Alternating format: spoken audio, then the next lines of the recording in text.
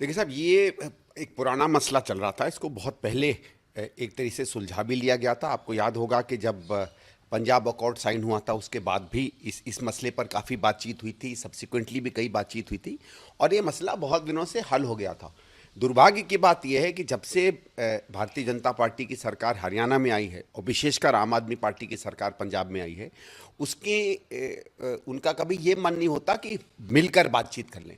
पानी के मसले होते हैं, दिल्ली और हरियाणा के बीच में भी हुए थे, पंजाब और हरियाणा के बीच में भी पहले हुए थे, लेकिन ये मतलब नहीं होता कि उसको आप ऐसी स्थिति पर ला दें जहां आपस में मनमुटाव हो। पानी है, पानी के तो सेट तौर तरीके हैं, कौन कितना इस्तेमाल कर सकता है।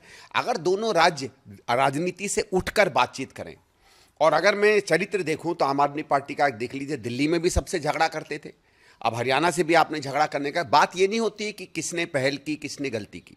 पानी ज़रूरत है, दोनों राज्यों की बहुत आवश्यकता है, पीने के पानी की दिक्कत होती है। सबसे पहले कम से कम बातचीत में मसला हल कीजिए और उसके बाद कोर्ट जाइए। आपको याद होगा कर्नाटक और आंध्रा के उनके बीच में भी जो वहाँ डैम्स होते थे, कई बार उसमें झगड़े हुए। एक सेंट्रल ट्राइब्यूनल है, उसमें दोनों राज्य जाते हैं, कोर्ट के पास जाते हैं, वहाँ से कुछ हल निकलता है। तो इन संस्थाओं के पास जाकर हल निकालते हैं। अब आपस में झगड़ा आप करोगे, राजनीति करोगे, तो दोनों राज्य के जो नागरिक हैं उनको मुश्किल ही होगी। देखिए, ये युद्ध होगा नहीं होगा, वो जैसे प्रधानमंत्री ने कहा है कि उन्होंने फौज पे छोड़ दिया, फौज क्या कार्रवाई करेगी, फौज सक्षम है इसमें, इसलिए इस पर हम कोई ज़्यादा टिप्पणी नहीं करेंगे। हमें पूरा भरोसा है कि जो करना है वो हमारी तीनों सेनाएं, क्योंकि तीनों सेनाओं को ये कहा गया, वो अपनी तरफ से करेंगी। जहाँ तक उपराष्ट्रपति जी की बात है अमेरिका के, आपने कहा है चुन चुन के मारे उन्हें मारे, ठीक है, लेकिन एक आपका भी तो दायित्व बनता है। पाकिस्तान को इतने दिनों से, सन 80 के बाद, 89-80 से जब अफगानिस्तान में रूस गया और आपके और रूस के बीच की लड़ाई में आपने पूरे भारतीय उपमहाद्वीप को एक तरीके से हथियारों से लैस कर दिया। खुद आपके लोगों से और पाकिस्तान के जो डिफेंस मिनिस्टर, उनके कथन से कई बार आतंकी गतिविधियों को आपने सपोर्ट किया भले ही रूस के खिलाफ, लेकिन उसका असर तो अगल बगल होता है।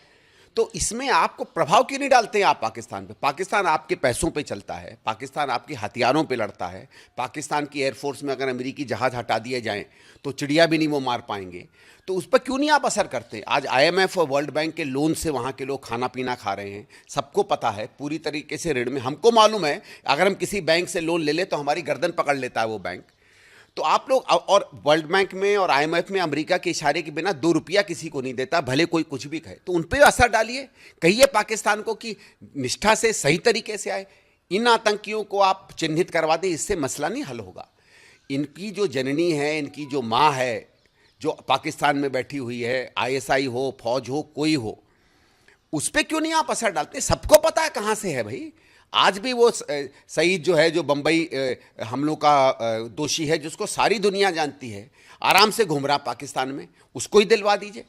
तो ये मैं ठीक है, स्वागत करता हूँ इन स्टेटमेंट्स का, लेकिन अमेरिका के पास पूरा असर है कि वो जो चाहे कर ले, पाकिस्तान पर प्रभाव डाल ले। और अगर वो उस शिद्दत से प्रभाव नहीं डालेगा जो कम से कम मेरी उम्मीद है, तो मुझे लगता है अमेरिका केवल एक तरीके से स्टेटमेंट, क्योंकि देना है दे रहा है, शायद वो अंदर में उसके जोश नहीं है इस मसले को हल करने का जो हमें अपेक्षा है उससे। नहीं, ठीक है, HM साहब ने जो कहा है, सारा देश वही चाहता है कि हम करें और उसको करिए। लेकिन जो सवाल HM साहब के साथ बनते हैं वो ये कि जो ये पूरी घटनाएं चल रही हैं, जो एक आतंकी गतिविधियां बढ़ी हैं, और हम लोग बहुत दिनों से कह रहे हैं कि धीरे धीरे 19 के बाद से धीरे धीरे आतंकी गतिविधियां बढ़ती रही हैं घाटी में। कभी सिपाही मारे गए हैं, कभी फौजी मारे गए हैं, कभी स्थानीय लोग मारे गए हैं। उसको संज्ञान में लेते हुए हमने हमेशा कहा था कि इस चीज़ को आपको देखना चाहिए और एक रक्षा सुरक्षा वहाँ बढ़ानी चाहिए। चलिए, ये अभी वो समय नहीं है, इसके बाद में जो भी कुछ होगा, लेकिन अभी तो हम लोग सबकी आंखें जो हैं हमारी फौज पर, हमारी सुरक्षा सेनाओं पर पड़ी हैं। और मैं तो ये भी आग्रह करूँगा कि हमको किसी को, चाहे टीवी के माध्यम से हो, चाहे अपने बयानों से हो, कोई उन पर प्रेशर नहीं डालें।